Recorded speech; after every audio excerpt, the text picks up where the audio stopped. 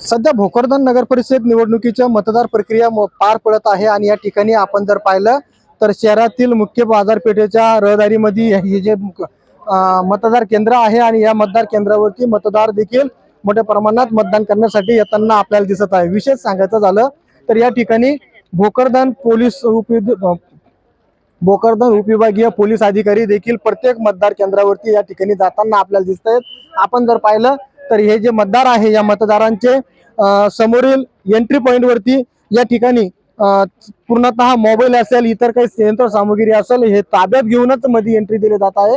या ठिकाणी कुठलाही अनुचित प्रकार घडू नये याकरिता पोलिसांच्या वतीनं तगडा असा बंदोबस्त देखील या ठिकाणी लावण्यात आलेला आहे। आपण जर पाहिलं तर हे जे कर्मचारी आहे प्रत्येक स्थळावरती या ठिकाणी पोलिसांच्या वतीनं विचारणा करूनच आतमध्ये या मतदारांना सोडवलं जात आहे।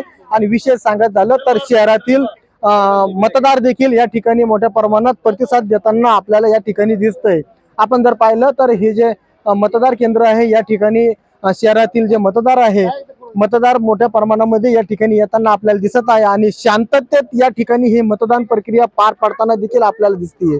आणि विशेष सांगायचं झालं तर निवडणूक निर्णय अधिकाऱ्यांना केलेल्या नियोजनानुसार पोलिसांनी देखील या ठिकाणी कडक असा बंदोबस्त देखील या ठिकाणी लावल्याचं आपल्याला दिसतंय। सोनाजी जोगदंडे story.com जालना।